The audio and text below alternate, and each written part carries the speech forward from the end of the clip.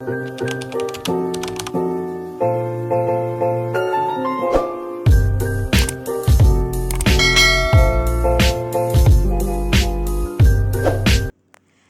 अस्सलाम वालेकुम students, welcome to my YouTube channel. आज की ये video BDS first year students के लिए है। इस वीडियो में हम बेसिक स्ट्रक्चर ऑफ टीथ को डिस्कस करेंगे, जिसमें हम 3 चीज़ें डिस्कस करेंगे: इनेमल, डेंटिन और पल्प। तो हम वन बाय वन डिस्कस करते हैं। हम जस्ट सुपरफिशियली पढ़ेंगे, डीप हम तब पढ़ेंगे जब उनके चैप्टर्स आएंगे। तो लेट्स स्टार्ट द वीडियो। आज के इस वीडियो में बेसिक स्ट्रक्चर ऑफ टीथ में हम 3 चीज़ें जो हैं वो डिस्कस करेंगे: इनेमल, डेंटिन और पल्प। देखिए, ये जो इनेमल है ना, हमारे पास ये जो डायग्राम में जो वाइट वाला पोर्शन आउटर कवरिंग दिखाई दे रही है ना, ये वाइट वाला पोर्शन बेसिकली इनेमल है। फिर हमारे पास उसके बाद जो सेकंड नंबर पे आता है, ये येलोइश कलर का जो आपको नज़र आ रहा है, ये डेंटिन है। और ये वाला जो पोर्शन है ना, ये वाला हम इसे कहते हैं पल्प है। ठीक है, ये पल्प है। और ये जो आपको नज़र आ रही है ब्लड वेजल्स है और नर्व एंडिंग्स हैं इसमें। अब इनको वन बाय वन हम डिस्कस करते हैं।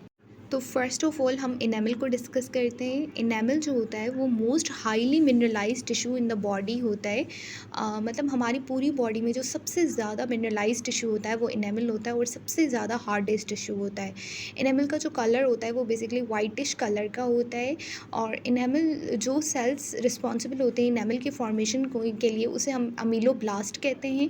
और जो इनेमल होता है ना, वो रीजनरेट नहीं कर सकता। मतलब रीजनरेट नहीं कर सकता, इसका मतलब वो लाइफ में वन टाइम ही बनता है। वही एक दफ़ा बनता है। अगर उसको कोई डैमेज हो जाए या उसको कोई ट्रॉमा या कुछ हो जाए तो उसके बाद वो कभी रीजनरेट नहीं होता। और इनेमल जो होता है ना, वो नॉन वाइटल और इनसेंसिटिव होता है। नॉन वाइटल और इनसेंसिटिव का मतलब लाइक जो हमें केरीज़ के दौरान जो पेन वगैरह होता है, हमें लगता है हम जो कहते हैं हमें दांत में पेन हो रहा है, वो इनेमल में नहीं होता। बल्कि वो जो पेन होता है, तो अगर इनेमल इनसेंसिटिव है तो हमारे दिमाग में ये क्वेश्चन आना चाहिए कि फिर हमें दांत में पेन क्यों होता है। तो वो जो पेन होता है वो इनेमल की वजह से नहीं, बल्कि वो डेंटिन की वजह से होता है। वो हम नेक्स्ट डिस्कस करते हैं। इनेमल जो होता है, जो मैंने आपको डायग्राम में भी दिखाया था कि जो वाइट कलर का आउटर पोर्शन था ना, मतलब जो क्राउन वाला पोर्शन जो कि ओरल कैविटी में हमें नज़र आ रहा होता है, वो इनेमल होता है। मतलब जो आउटर लेयर होती है ना टीथ की, सबसे ज़्यादा जो कि हमें नज़र आ रही होती है ओरल कैविटी में भी, दांत जो नज़र आ रहे होते हैं उनकी आउटर कवरिंग जो होती है, उसे हम इनेमल कहते हैं। और उनकी जो कंपोजिशन होती है ना इनेमल की, अगर हम बेसिक कंपोजिशन देखें, डीप में हम नहीं जा रहे, तो 96% इसमें इनऑर्गेनिक पोर्शन होता है एंड 4% जो होता है वो इसमें ऑर्गेनिक पोर्शन होता है। सेकेंड इज़, हम डेंटिन के बारे में अब डिस्कस करते हैं। डेंटिन क्या है? तो डेंटिन हमारे पास मिनरलाइज्ड इलास्टिक येलोइश वाइट कलर का होता है, और ये एवेस्कुलर टिश्यू होता है। एवेस्कुलर का मतलब इसमें कोई ब्लड वेजल्स वगैरह नहीं होता, इनक्लोजिंग द पल्प चैम्बर। और जो नेक्स्ट पॉइंट हम डिस्कस करेंगे, वो डेंटिन जो है ना, वो हमारे पास सेंसिटिव टिश्यू है। अब हमारे दिमाग में ये क्वेश्चन आ सकता है कि अगर डेंटिन के पास ब्लड वेजल्स है ही नहीं तो वो सेंसिटिव कैसे हो सकता है, और उसको न्यूट्रिशन कौन प्रोवाइड कर रहा है? तो जो डेंटिन है उसको न्यूट्रिशन और जो सेंसिटिविटी प्रोवाइड करता है वो पल्प प्रोवाइड करता है। पल्प, हम इसके डेंटिन के बाद पल्प को डिस्कस करेंगे।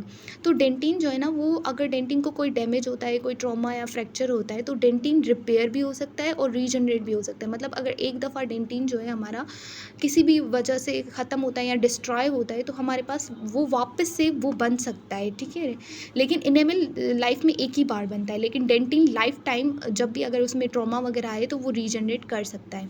जो डेंटिन होता है ना, वो बल्क ऑफ द टूथ बनाता है, टूथ स्ट्रक्चर बनाता है। हमने कहा था कि इनेमल हार्ड टिश्यू है, ठीक है ना, तो डेंटिन भी हमारे पास हार्ड टिश्यू है, लेकिन डेंटिन की जो हार्डनेस होती है वो कम होती है as compare to the enamel. इसलिए इनेमल हमारे पास बहुत ज़्यादा हार्ड होता है, तो वो ब्रिटल होता है। ब्रिटल होता है तो वो ईजिली टूट सकता है। ठीक है ना, जो हम खाते हैं या चीविंग फोर्स से अगर उसको लगेगी तो वो जो है वो उसमें फ्रैक्चर हो जाएगा, वो टूट जाएगा।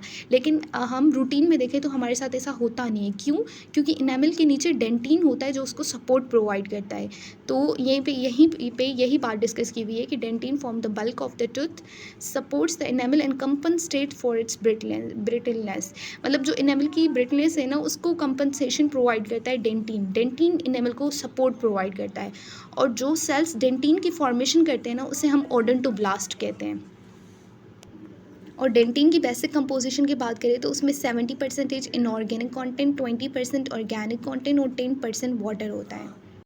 लास्ट में हम डिस्कस करते हैं पल्प को। पल्प जो होता है वो हमारे पास सॉफ्ट कनेक्टिव टिश्यू होता है। हमने डिस्कस किया था कि इनेमल एंड डेंटिन हमारे पास हार्ड टिश्यूज़ हैं एंड पल्प हमारे पास सॉफ्ट कनेक्टिव टिश्यू होता है।